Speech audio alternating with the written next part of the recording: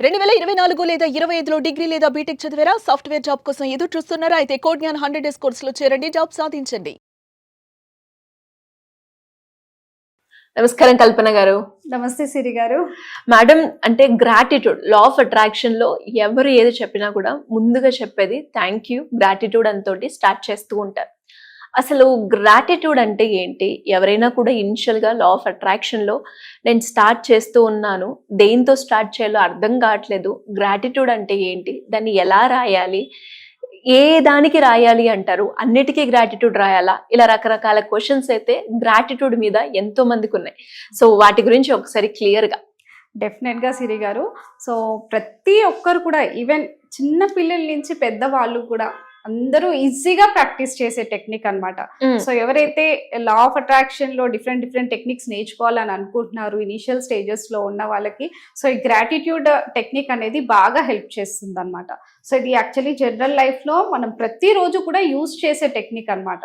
Okay. So చెప్పాలి అంటే మన డే స్టార్ట్ చేయడంతోనే మనం గ్రాటిట్యూడ్ తో స్టార్ట్ చేయాలి. మార్నింగ్ నిద్ర లేవగానే చక్కగా భూమాతకి గ్రాటిట్యూడ్ చెప్పొచ్చు. అట్లీస్ట్ డైలీ ఒక 10 థింగ్స్ కి గాడ్ కి చెప్పొచ్చు గ్రాటిట్యూడ్, యూనివర్స్ కి చెప్పొచ్చు, నేచర్ కి గ్రాటిట్యూడ్ చెప్పొచ్చు, మన హెల్త్ కి గ్రాటిట్యూడ్ చెప్పొచ్చు, మనం తీసుకునే ఫుడ్ కి కావచ్చు, వాటర్ కి కావచ్చు, మన స్టడీస్ కైనా, జాబ్ కైనా, బిజినెస్ కైనా. సో ఇలా డైలీ ఒక 10 థింగ్స్ కి మనం గ్రాటిట్యూడ్ చెప్పుకుంటూ పోయాం అనుకోండి, సో అలా మనకి ఏంటి అంటే ప్రతిరోజు అలా ఎన్నో నెంబర్ ఆఫ్ థింగ్స్ కి మనం ఇలా గ్రాటిట్యూడ్ అనేది చెప్పొచ్చు. సో ఇది ఎలా ప్రాక్టీస్ చేయాలి అంటే, సపోజ్ ఫర్ ఎగ్జాంపుల్ మనకి ఒక డ్రీమ్ హౌస్ కొనుక్కోవాలని ఉంటుంది ఎవరికైనా, ప్రతి ఒక్కరికి ఉండే major dream house. So dream house కావాలి అంటే ఆల్రెడీ మనం ఉన్న దానికి మనం గ్రాటిట్యూడ్ చెప్పాలి. ఏదైతే ఇంట్లో మనం ఉంటున్నామో అది రెంటెడ్ హౌస్ అయినా కానివ్వండి, లేదా మనదే పాతది ఓన్ హౌస్ అయినా కానివ్వండి. ఓకే, సో అలా మనం ఉన్న ఇల్లుకి మనం గ్రాటిట్యూడ్ చెప్తే సో దట్ మనం కొత్త ఇల్లుని మనం మేనిఫెస్ట్ చేయడానికి అవకాశం ఉంటుంది. అదే విధంగా మనకి కొత్త జాబ్ కావాలి, లేదా శాలరీలో ఇంక్రిమెంట్ కావాలి, ప్రమోషన్స్ కావాలి, సో రీజన్ ఏదైనా కానివ్వండి, ఉన్న జాబ్ కి, ఉన్న శాలరీకి, ఉన్న ఇన్కమ్ కి మనం గ్రాటిట్యూడ్ చెప్తే so that will start attracting new things in our. Yeah, so అట్లా కంపల్సరీ డైలీ మినిమం ఒక 100 థింగ్స్ కి మనం గ్రాటిట్యూడ్ అనేది చెప్పాలి. సో ఇప్పుడు ఫర్ ఎగ్జాంపుల్ సిరి గారు, నేను చెప్తాను, గ్రాటిట్యూడ్ అనేది ఒక వర్డ్ కాదు, ఇట్స్ అన్ ఎమోషన్ చెప్పాలి అంటే. సపోజ్ సిరి గారు ఎవరైనా మీ దగ్గరికి వచ్చి మిమ్మల్ని అప్రోచ్ అయ్యి, సిరి గారు థ్యాంక్ యూ సో మచ్, మీరు చేసిన హెల్ప్ వల్ల నా లైఫ్ లో సక్సెస్ వచ్చింది, నా లైఫ్ లో మంచి పాజిటివ్ చేంజ్ వచ్చింది అని అంటే, ఎవరైనా మిమ్మల్ని అప్రోచ్ అవుతే ఎలా ఫీల్ అవుతారు? చాలా హ్యాపీగా ఉంటుంది, హ్యాపీగా ఫీల్ అవుతారు, గర్వంగా కూడా ఫీల్ అవుతారు, ఇంకా ఎక్కువగా హెల్ప్ చేయాలి అనిపిస్తుంది, అవునా? సో మీరు ఎలా అయితే హ్యాపీగా ఫీల్ అవుతారో, మనం కూడా ఈ యూనివర్స్ కి అలా గ్రాటిట్యూడ్ చెప్పడం వల్ల యూనివర్స్ కూడా అలా హ్యాపీగా ఫీల్ అవుతుంది. సో ఇంకా ఎక్కువగా మల్టిపుల్ గా మనకి సక్సెస్ కావచ్చు, హ్యాపీనెస్ కావచ్చు, మంచి హెల్త్ కావచ్చు, సో ఇలా డిఫరెంట్ ఆపర్చునిటీస్ ని మన లైఫ్ లోకి పంపిస్తుంది అనమాట. సో అంతేకాకుండా అండ్ మన వ్యూవర్స్ కి నేను ఒకటి షేర్ చేద్దామని అనుకుంటున్నాను. సో ఇలా గ్రాటిట్యూడ్ కి సంబంధించిన కొటేషన్స్ మనం ఇంట్లో ఏదైనా వాల్ పేపర్ పైన పెట్టుకున్నా కూడా, సో ప్రతిసారి అది చూస్తూ ఉంటాం కాబట్టి సో మనకు ప్రాక్టీస్ చేయడానికి కూడా ఇంకా మనకి ఈజీగా ఉంటుంది అనమాట. సో ఇలా మనం గ్రాటిట్యూడ్ కి సంబంధించిన వాల్ పేపర్స్ అయినా, ఏమైనా కొటేషన్స్ అయినా కూడా మనం చక్కగా మనము రాసుకోవచ్చు. సో మీరు వర్క్ చేసేటప్పుడు కూడా బుక్ కి గ్రాటిట్యూడ్ చెప్పొచ్చు, యూజ్ చేసే మొబైల్ ఫోన్ కి గ్రాటిట్యూడ్ చెప్పొచ్చు, పెన్ కి గ్రాటిట్యూడ్ చెప్పొచ్చు, స్టడీ రూమ్ కి గ్రాటిట్యూడ్ చెప్పొచ్చు. సో ఇలా ప్రతిరోజు చెప్పుకుంటూ పోతే, అసలు చెప్పాలి అంటే ఒక రోజు కాదండి, చిన్నప్పటి నుంచి ఇప్పటి వరకు మన లైఫ్ లో జరిగిన విషయాలన్నీ కూడా మనం ఒక బుక్ రాయొచ్చు అనమాట.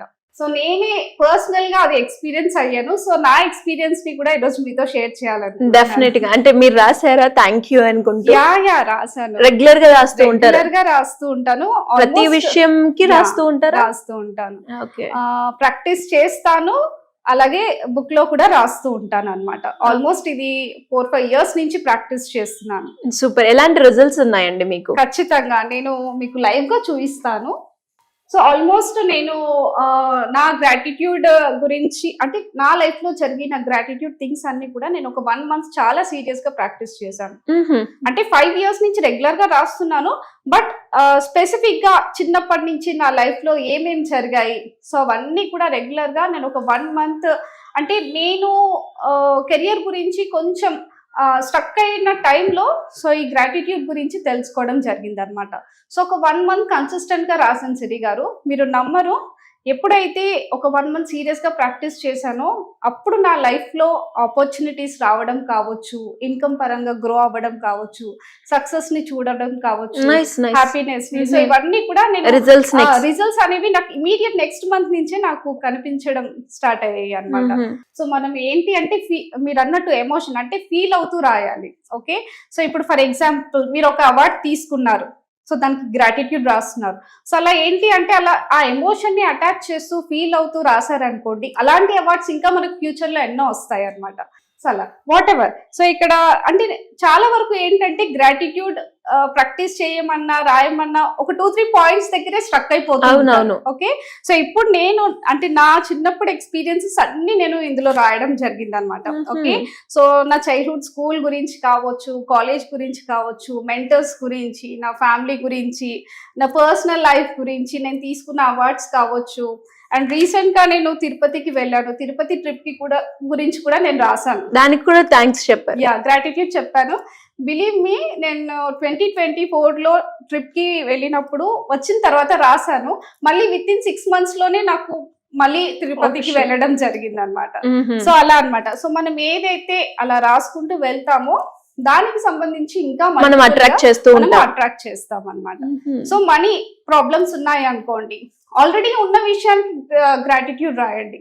సో ఇప్పుడు మనం ఏదైతే ఇన్కమ్ పొందుతున్నామో, ఏదైతే బిజినెస్ లో ప్రాఫిట్ పొందుతున్నామో, లేదా మనము ఏదైనా ఎక్కడైనా ఇన్వెస్ట్ చేసాము, దాంట్లో మనకు మంచి బెనిఫిట్స్ వచ్చాయి, సో దాని గురించి రాయొచ్చు. మన దగ్గర ఉన్న ప్రాపర్టీస్ కి రాయొచ్చు గ్రాటిట్యూడ్.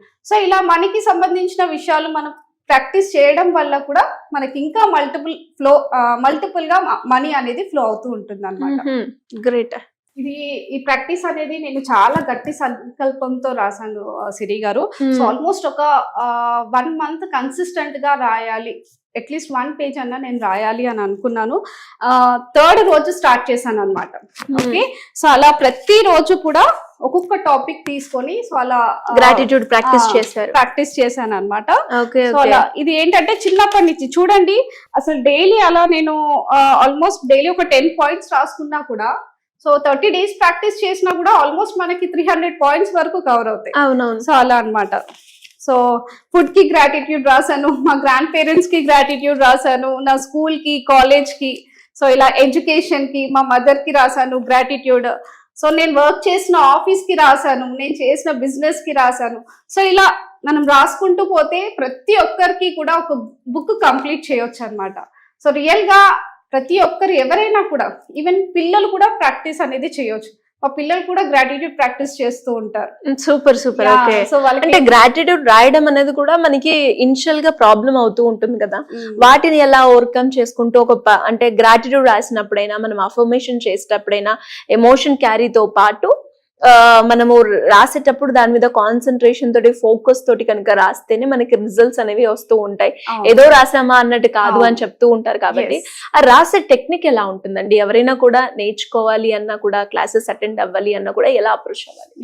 ఇప్పుడు ఫర్ ఎగ్జాంపుల్ ఒక స్టూడెంటే అనుకోండి. ఓకే, ప్రతి స్టూడెంట్ కి ఏముంటుంది, నార్మల్ గా ప్రతి ఒక్క స్టూడెంట్ పెట్టుకునే గోల్ స్కూల్లో టాప్ అవ్వాలని, కాలేజ్ టాప్ అవ్వాలని, లేదా సబ్జెక్ట్ లో టాప్ అవ్వాలని.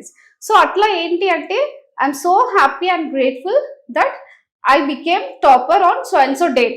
అంటే డేట్ తో పాటు మనం రాయాలన్నమాట గ్రాటిట్యూడ్ ఏదైతే ఉందో. ఓకే, సో ప్రతి ఒక్క సెంటెన్స్ లో థ్యాంక్ యూ అన్న వర్డ్ మెన్షన్ చేయడం చాలా important. At the same time future లో ఏదైనా గోల్ అచీవ్ చేయాలి అని అనుకుంటే డేట్ రాయాలి, మంత్ రాయాలి, ఇయర్ కూడా రాయాలి.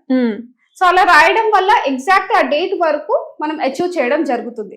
ఛాన్సెస్ ఉంటే ఇంకా దానికి ముందే కూడా మనం అచీవ్ చేయడానికి అవకాశం ఉంటుంది అనమాట. ఎవరైనా కూడా మరి ఈ టెక్నిక్ కి సంబంధించి మిమ్మల్ని అప్రోచ్ అవ్వాలి అంటే ఎలా ఉంటుంది? డెఫినెట్ గా ఇప్పుడు నేను ఏదైతే ఇలా కన్సిస్టెంట్ గా రాసానో, ఇప్పుడు ప్రతి ఒక్కరు కూడా మీరు ఇది డైలీ లైఫ్ లో కన్సిస్టెంట్ గా రాయాలి.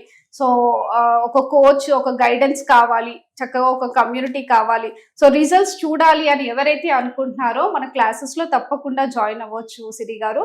సో మీకు కూడా తెలిసిందే, నేను మార్నింగ్ 5 to 6 బ్రహ్మ ముహూర్త టైంలో నేను ప్రాక్టీస్ అనేది చేయించడం జరుగుతుంది.